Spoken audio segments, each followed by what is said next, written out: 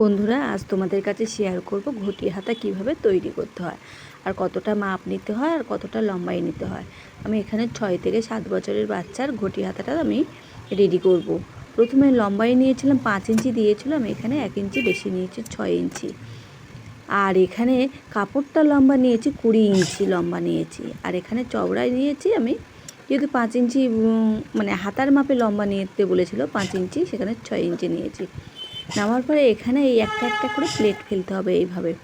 এইভাবে প্রত্যেকটা প্লেট ফেলে নিতে হবে। আর যেখানে আমি একটু কেটে নিয়েছিলাম সেখান থেকে এদিকেও সেম একই মাপে রাখতে হবে। এদিকে দেখুন, এখানে কুচিটা এদিকে ঘুরিয়ে দিয়েছি, এটা আমি উল্টো দিকে ঘুরিয়ে দেবো।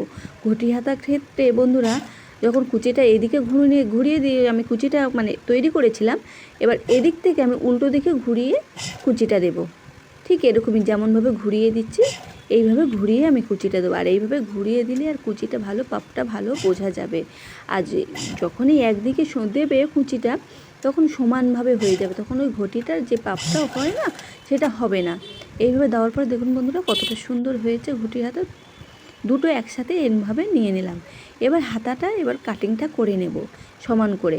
এদিক থেকে দেখুন, এদিক থেকে ধরে এইভাবে ঘুরিয়ে কেটে নিচ্ছি। ঠিক এরকমই হাতের যেই মাপ সেই অনুযায়ী এরমভাবে কাটিংটা করে নিয়েছি। এবার একটা 1 ইঞ্চি চওড়া পট্টি নিয়েছি, পট্টি নিয়ে উল্টো দিক থেকে বসিয়ে দিচ্ছি। উল্টো দিক, এখানে চওড়া পট্টি 1 ইঞ্চি নিতে পারো বা 2 ইঞ্চি দিতে পারো, সেটা তোমাদের ব্যাপার। এটা কিন্তু যেহেতু বাচ্চা, এখানে আমি 1 ইঞ্চি দিয়েছি, 1 ইঞ্চি দিয়ে সরু করে পট্টিটা দিয়েছি। এখানে চওড়া পট্টি দিলেও ভালো লাগবে। এখানে দেখুন এরকমই সরু করে পট্টি দিয়েছি। আর এইভাবে দুটো হাতায় রেডি করে নিয়েছি। কেমন হয়েছে বন্ধুরা আজকের ভিডিওটা ঘটি হাতা? যদি ভালো লেগে থাকে প্লিজ শেয়ার করবেন, কমেন্ট করবেন আর সাবস্ক্রাইব করে পাশে থাকবেন।